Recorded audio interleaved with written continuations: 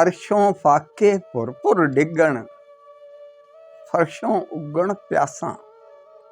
ਅਰਸ਼ੋਂ ਫਾਕੇ ਭੁਰ ਡਿੱਗਣ, ਫਰਸ਼ੋਂ ਉੱਗਣ ਪਿਆਸਾਂ। ਕੀ ਤਾਸੀਰ ਦੁਆਵਾਂ ਵਾਲੀ, ਤੇ ਹੁਣ ਕਿਸ ਦੀਆਂ ਆਸਾਂ। ਕਹਾਣੀ ਖਤਮ ਹੀ ਸਮਝੋ। ਘਰੋਂ ਪੜ੍ਹਨ ਲਈ ਕੁੜੀਆਂ ਗਈਆਂ, ਘਰੋਂ ਪੜ੍ਹਨ ਲਈ ਕੁੜੀਆਂ ਗਈਆਂ, ਅੱਡਿਆਂ ਤੇ ਬੁੱਕ ਹੋਈਆਂ। ਘਰੋਂ ਪੜ੍ਹਨ ਲਈ ਕੁੜੀਆਂ ਗਈਆਂ, ਅੱਡਿਆਂ ਤੇ ਬੁੱਕ ਹੋਈਆਂ। ਵਿੱਚ ਉਡੀਕਾਂ ਬੈਠੀਆਂ ਮਾਵਾਂ, ਇੱਕ ਹੰਝੂ ਨਾ ਰੋਈਆਂ। ਕਹਾਣੀ ਖਤਮ ਹੀ ਸਮਝੋ।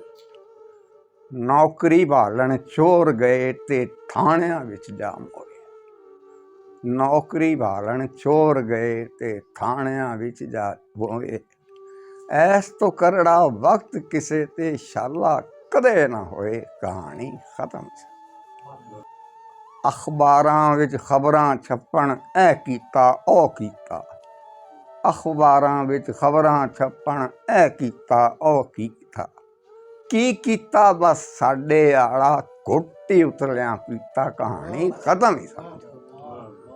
ਕਹਾਣੀ ਖਤਮ ਹੀ ਸਮਝੋ।